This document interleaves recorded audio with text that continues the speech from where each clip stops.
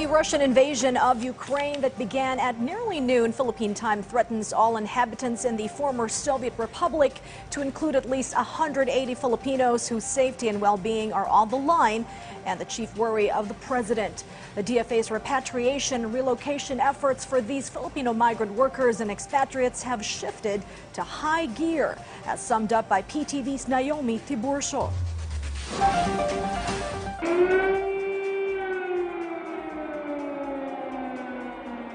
The sound of air raid sirens filled Kyiv, the capital of Ukraine, today, as Russia invaded the second-largest country in Europe after Russian President Vladimir Putin ordered a special military operations in Ukraine. I have decided to conduct a special military operation. The goal is to protect the people who for 8 years suffer bullying and genocide from the Kiev regime. And for this we aim for the demilitarization and denazification of Ukraine.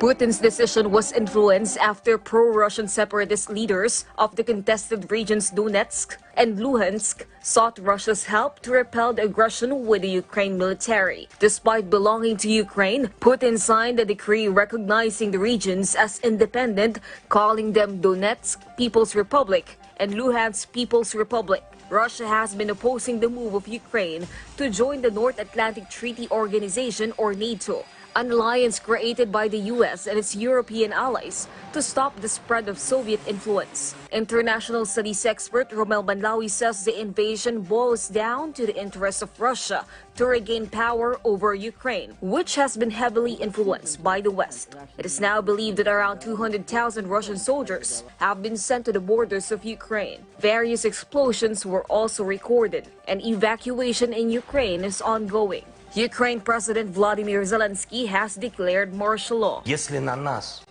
будут наступать войска, если у нас попытаются отнять нашу страну, нашу свободу, наши жизни, жизни наших детей, мы будем защищаться.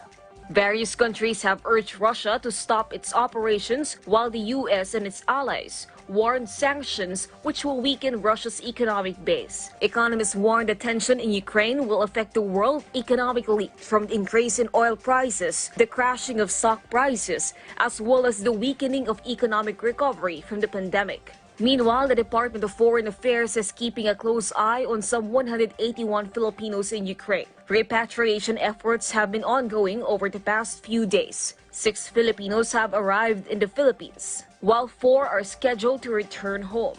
As Secretary Locsin said, our chief and singular concern is to take out of harm's way our fellow Filipinos in Ukraine and bringing them to the nearest places of safety by the fastest possible way. The DFA is reminding Filipinos not to panic, exercise caution, remain vigilant, and maintain communication with the embassy should they need any assistance. Malacanang says the safety of Filipinos remain to be the main concern of President Duterte. Naomi Tiburcio for The Nation.